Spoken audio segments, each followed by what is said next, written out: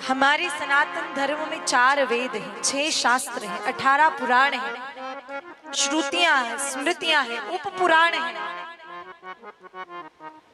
लेकिन मेरे भाई बहनों, गीता जी का स्थान सबसे भिन्न है। जीवन को गीत अगर बदल सकती है तो वो गीता जी।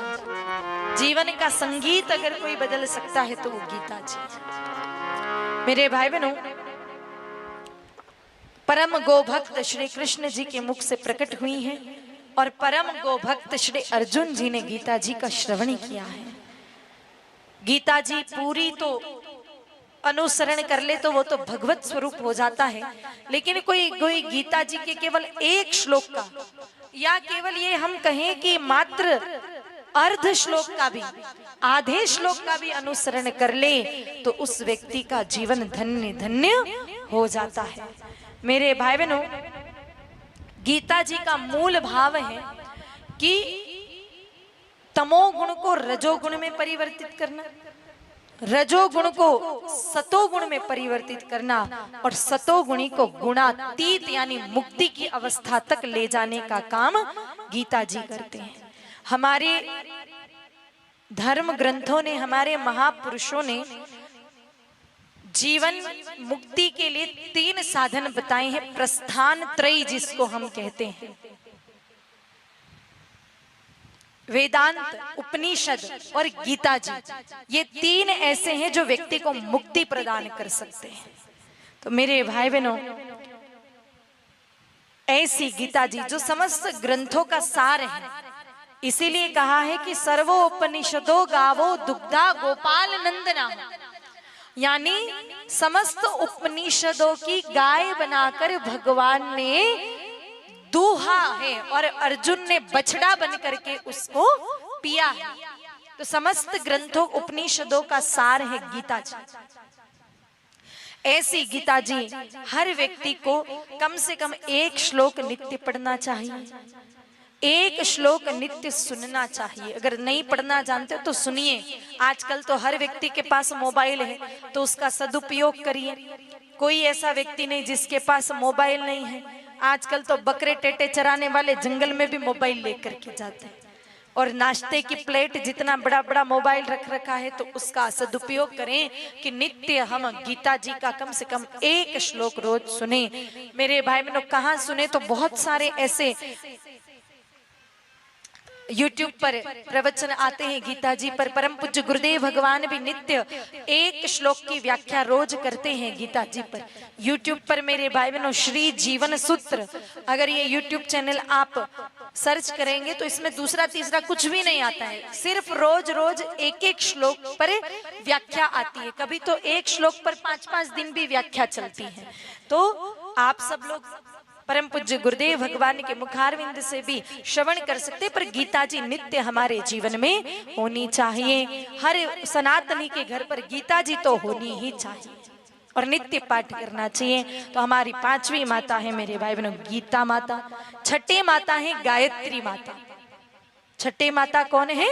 गायत्री माता। मेरे भाई बहनों, जिनको वेद माता कहा जाता है, गायत्री माता को।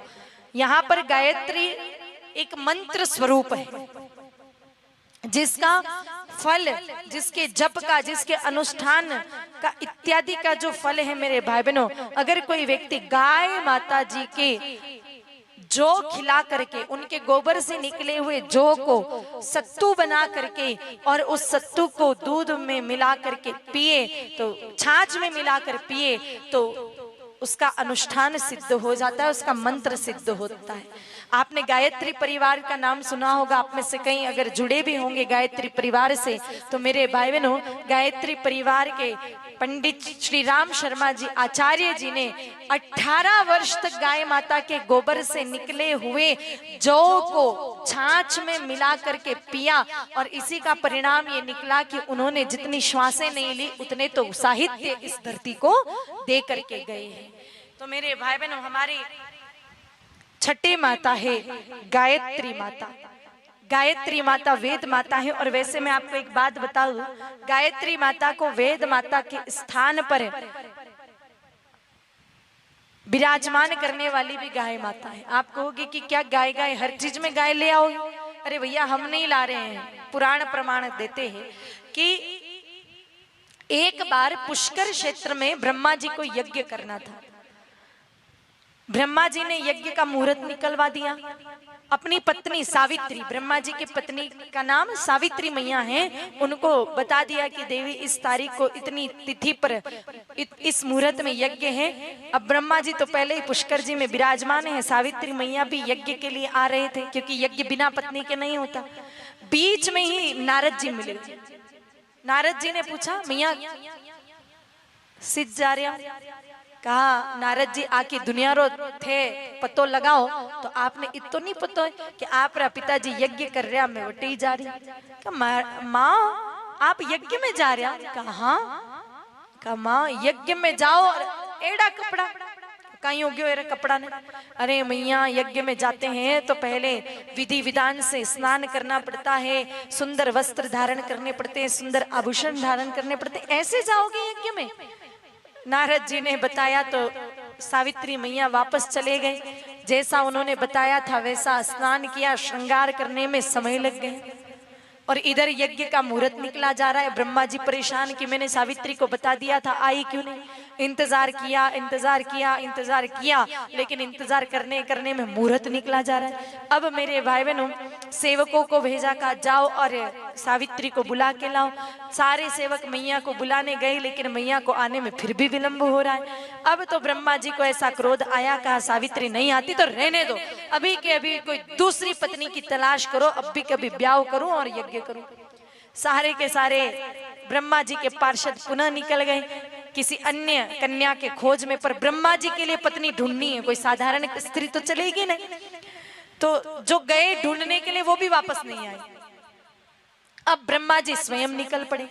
मेरे भाई बहनों, जब ब्रह्मा जी स्वयं निकल पड़े स्वयं के लिए पत्नी की तलाश में, तो आगे गए। थोड़ा सा जैसे आगे गए, एक गुर्जर जाति की कन्या गाय माताओं को चरा रही थी। ब्रह्मा जी ने विचार कर लिया कि जो गैयाओं को चराए, अब इससे बड़ा और क्या देखना है? जो गौ के संग में है वो तो वैसे ही योग्य है, जो गाय माता के संग में रहे, इससे बड़ा और कुछ देखने की आवश्यकता नहीं है। मेरे भाई बहनों, ब्रह्मा जी उसी समय उस स्त्री के पास में गए और उसी गुर्जर जाति की कन्या का नाम था गायत्री।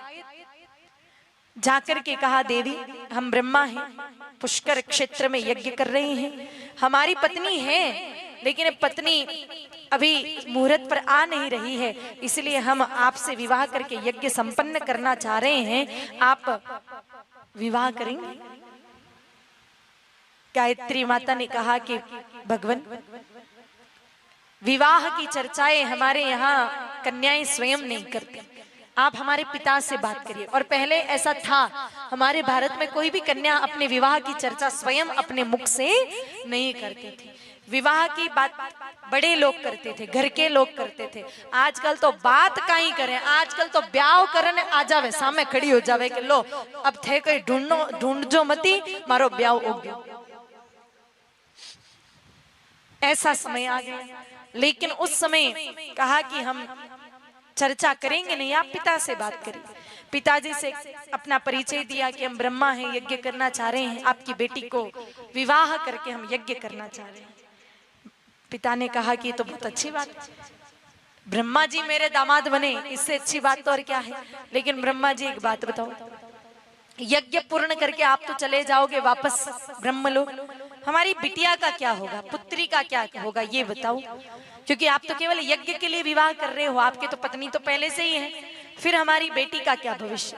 ब्रह्मा जी ने कहा कि पिताजी चिंता ना करें, आपकी पुत्री को अगर आप विवाह करके हमारे यज्ञ में सम्मिलित करते हैं, हम आपकी पुत्री को वरदान देते हैं कि जगत में, इस भारत में, इस संसार में, इस धरती पर भले मेरी पूजा होना हो, लेकिन आपकी पुत्री की पूजा अवश्य होगी। आपकी बेटी को लोग वेद माता के नाम से जानेंगे। और मेरे भाई बहनों, इसीलिए ब्रह्मा जी के मंदिर ना के बराबर भारत में है, लेकिन गायत्री माता के असंख्य मंदिर हमारे भारत भूमि पर हैं। तो हमारी वही छठी माता है गायत्री माता।